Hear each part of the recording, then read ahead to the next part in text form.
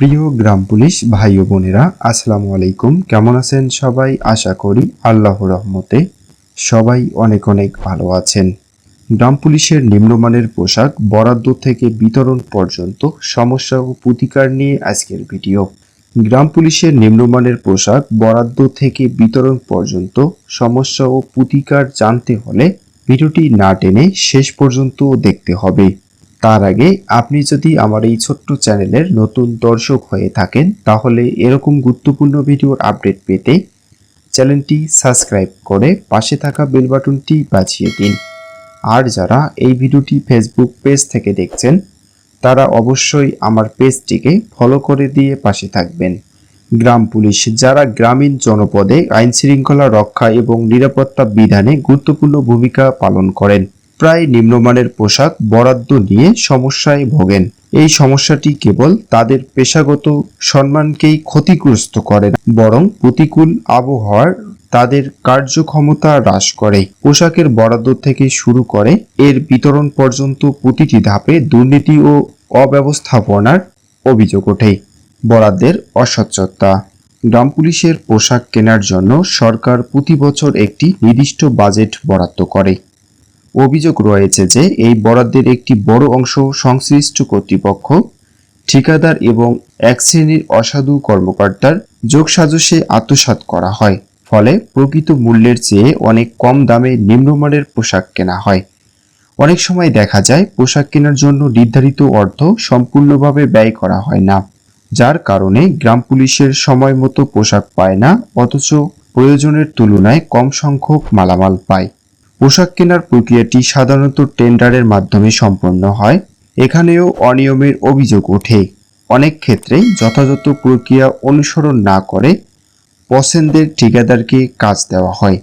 এই ঠিকাদাররা সস্তা ও নিম্নমানের কাপড় নিয়ে পোশাক তৈরি করে, যা সরকারি মানদণ্ড পূরণ করে না। কিন্তু কর্তৃপক্ষের যথাযথ তদারকি অভাবে এবং অনেক ক্ষেত্রে কর্মকর্তাদের যোগসাজশে এই অনিয়ম চলতে থাকে।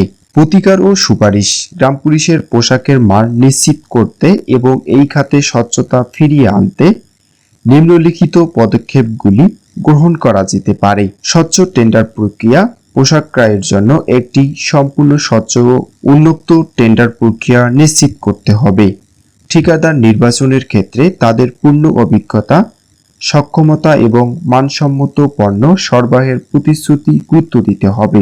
কঠোর তদারকি। পোশাক তৈরির প্রতিটি পর্যায়ে কঠোর তদারকি নিশ্চিত করতে হবে। গুণগত মান পরীক্ষার জন্য স্বাধীন তৃতীয় পক্ষকে নিয়োগ করা যেতে পারে।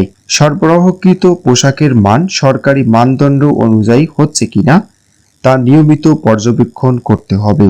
ডিজিটাল ব্যবস্থাপনা। বরাদ্দকৃত অর্থ, টেন্ডার প্রক্রিয়া, পোশাকের উৎপাদন এবং বিতরণ সংক্রান্ত তথ্য একটি ডিজিটাল প্ল্যাটফর্মে প্রকাশ করা যেতে পারে।